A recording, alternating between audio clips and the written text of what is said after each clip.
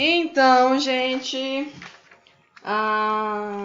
o conteúdo da unidade 3 e 4 do nosso livro, né? Após a gente ter debatido aí sobre alguns organismos, seres vivos que nos causam doenças, como os vírus, as bactérias, os protozoários, os vermes.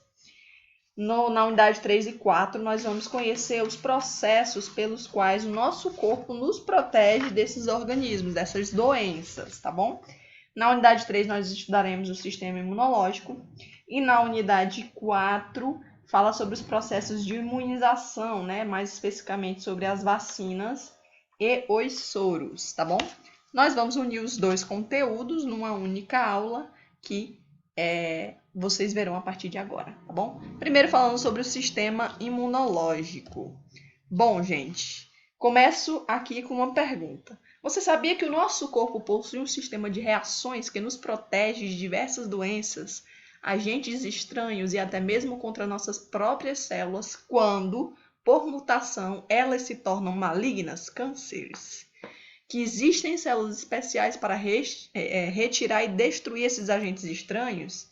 Pois é, nós temos sim um sistema muito eficiente e é chamado de sistema imunológico ou sistema imune, composto por um conjunto de células e órgãos que tem como principal função proteger o nosso corpo contra agentes estranhos, por meio de diferentes mecanismos de defesa que nós conheceremos a partir de agora.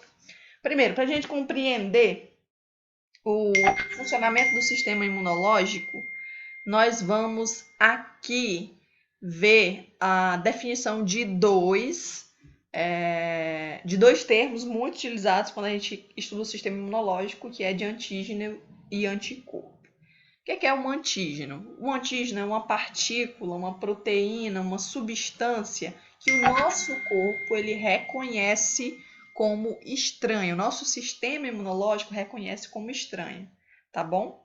Esses antígenos é que vão causar uma reação do sistema imunológico que vai gerar a formação dos anticorpos.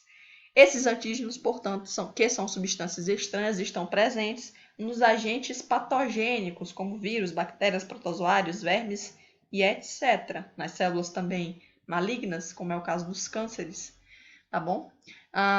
Já os anticorpos, como eu disse para vocês, os anticorpos são também substâncias que são produzidas pelo nosso sistema imunológico a partir de uma reação a esses antígenos, né? E são produzidos pelo nosso sistema imunológico para nos ajudar a combater esses agentes estranhos, a destruir esses agentes estranhos, tá bom? Mas a gente tem que lembrar de um fato importante. O antígeno, ele gera a formação de um anticorpo específico para ele, né? Então, quando um antígeno, uma substância estranha, um micro-organismo, ele entra no nosso corpo gera uma reação de resposta, né, do sistema imunológico de defesa, que vai gerar a formação de um anticorpo específico para aquele agente patogênico. Ou seja, a partir do momento que o vírus da gripe, por exemplo, entra no nosso corpo, o nosso sistema imunológico vai gerar anticorpos contra o vírus da gripe, especificamente contra o vírus da gripe. Então, esse anticorpo ele não vai servir, por exemplo, contra uma bactéria. Ele vai servir apenas contra aquele vírus da gripe, beleza? Essa é a relação entre antígeno e anticorpo. Então, o nosso sistema imunológico ele é composto por um conjunto de estruturas, de órgãos, de células, certo? Que vão trabalhar em conjunto com uma função em comum, proteger o nosso corpo contra agentes estranhos, certo? Proteger, portanto, contra micro-organismos, contra células cancerígenas, contra alérgenos, né? Substâncias alérgicas, tudo isso, tá bom? Então, ele é composto, como eu disse para vocês, por várias células presentes no nosso sangue, chamadas de glóbulos brancos, e também por alguns órgãos, como é o caso desse sistema que vocês estão vendo, cheio de bolinhas roxinhas, né, que são os linfonodos, né, os gânglios linfáticos, os vasos linfáticos, outros órgãos linfáticos, como as amígdalas, o timo, as placas de Peyer presentes no nosso intestino,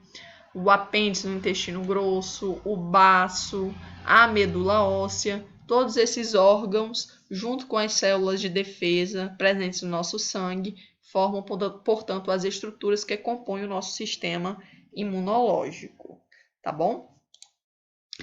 Como eu disse para vocês, existem algumas células específicas de defesa no nosso organismo, né, do sistema imunológico, que são conhecidas como células brancas, né, do sangue. Né, são os glóbulos brancos do sangue, também chamados de leucócitos. Então, além dos glóbulos brancos ou leucócitos e todos aqueles órgãos e estruturas que nós vimos anteriormente, também existe um outro conjunto de células que são as plaquetas, que também estão relacionadas a alguns processos de defesa do sistema imunológico. Todas essas células, né, todos os glóbulos brancos, que são um conjunto de células, na verdade, e as plaquetas, são produzidas dentro da nossa medula óssea, que é uma estrutura que existe dentro dos nossos ossos longos. Por exemplo, dentro do fêmur, do externo, certo? Então, existe uma estrutura, né, que a gente chama, né, na hora de comer de outros animais, por exemplo, da vaca, do boi, a gente chama de tutano. Então, quando você lembrar lá, se você estiver comendo cozidão e você vê lá o tutano, você vai lembrar. Tutano, lá aquele tutano, aquela substância que está dentro do osso, que é a nossa medula óssea, tá bom? Lá nessa estrutura, né, na medula óssea, que são produzidas, portanto, todas as células do sistema imunológico, por um processo chamado de hematopoiese. Então, existe uma célula que a gente chama de célula tronco hematopoética, certo? E ela vai dar origem às diferentes células de defesa, aos diferentes glóbulos brancos e às plaquetas, tá bom?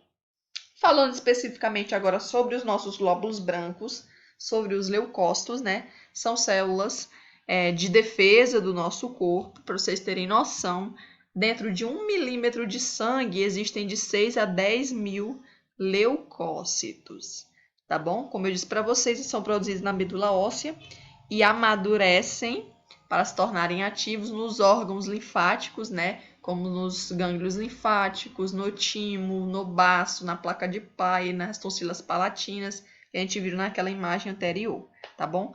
Existem diferentes tipos de glóbulos brancos. Eles são classificados em 2 grupos, os chamados agranulócitos e os chamados granulócitos. Os agranulócitos são chamados assim porque não possuem grânulos no seu citoplasma, tá bom?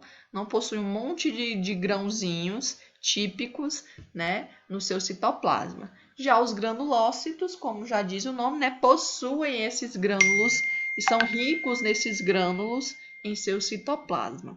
Os agranulócitos são os linfócitos T, os linfócitos B, e os monócitos e as chamadas células NK. São essas 4 células, portanto, que são agranulócitos, tá bom? Já os granulócitos são os neutrófilos, os basófilos e os eosinófilos.